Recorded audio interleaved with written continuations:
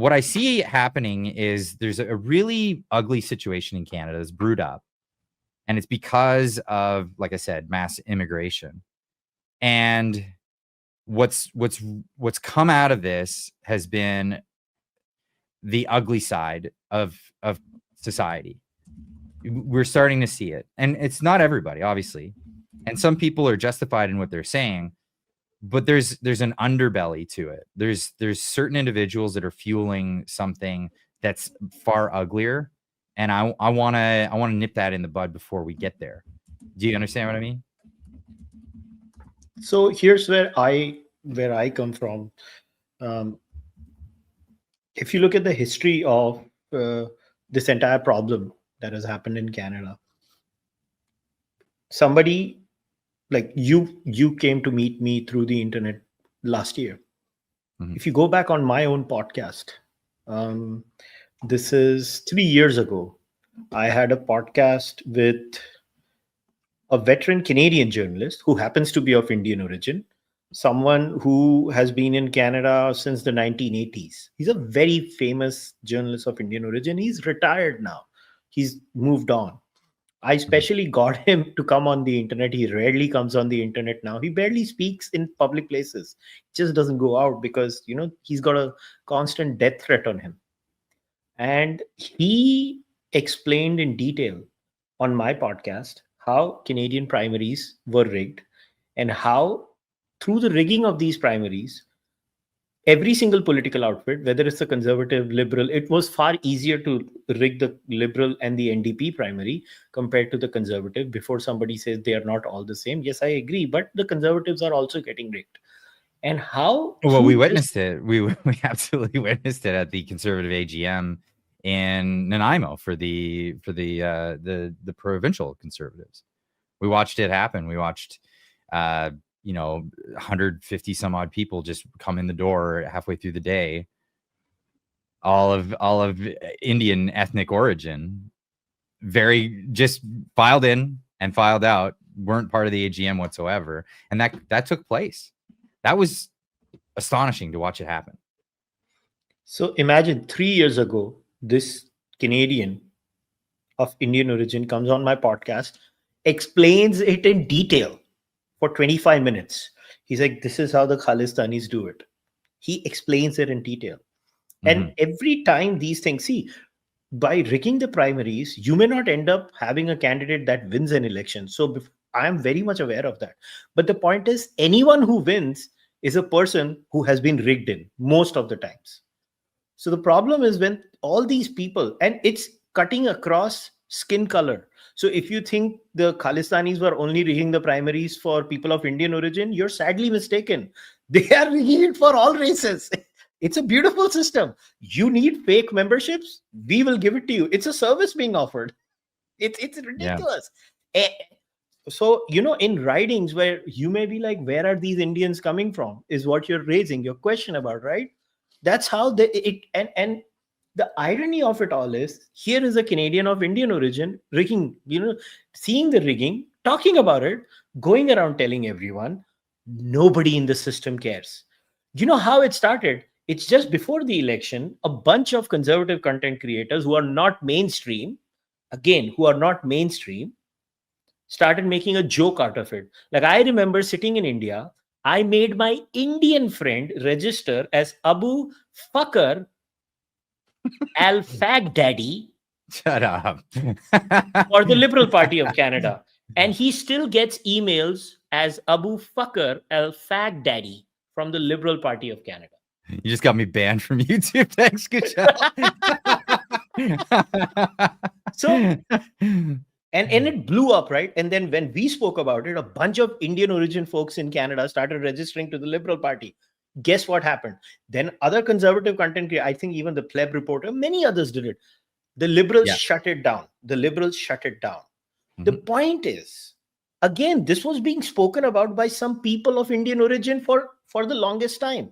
Nobody listens to us. So that's the thing. Most Canadians don't realize that when it comes to the political parties, you do not have to be a Canadian citizen. You don't even have to be a Canadian permanent resident. Anything. You could be a visitor as long as you have an address in Canada. I mean, you could lie about that. You just put that on the application on the website. And for any political party, and only some political parties require you to pay anything. I know the Conservatives require, I think it's like $10. That's it.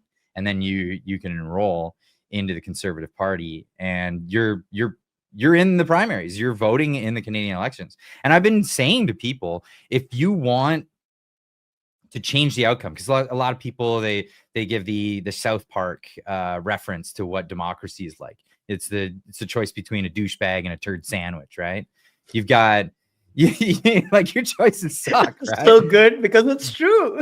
Right, but the primary process is where you get to decide which douchebag or which turd sandwich is going to be the head of that party.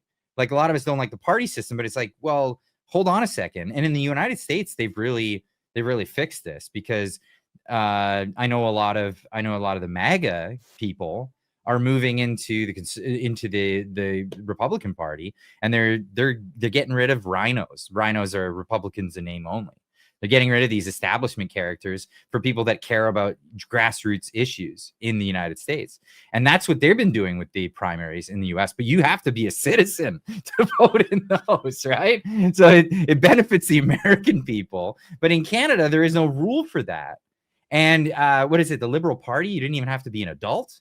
You can, they have this like mature minors thing or whatever it was. They were saying that they wanted to encourage young people to get used to how democracy works. They're making stuff up, man. It's crazy. But this is how they're choosing people through this primary process. So that when it comes to the general election, you don't really have a choice. You have this or that. That's it. But everything else is predetermined. And it's across the board too. And I'm not kidding, Kushal, there's some dirty business happening. And so you know it. But so I'm not, I told you shit offline. Right. I'm not at liberty to say names, but I know that there was someone in the last federal election that was going to be the person running in their riding. That was going to be their job. They raised a ton of money for the party. They had all the support from the region. All the way it was showing the polling and everything, it looked like that person was going to get it. The party waited them out. The party waited this person out until the writ was dropped, and then they said, "Oh, we don't have time for a primary, so we're just going to go to the selection process." And they selected somebody else. Took all the donations that person had brought in, and then that was it. So just for the benefit of people on your channel or your Twitter, I'm going to share. So this was the podcast that I had done. It's called Khalistani Politics in Canada. I'm going to copy the link and put it on the screen too for everyone to really, if you guys go and watch this, you will know where the rot starts. All right.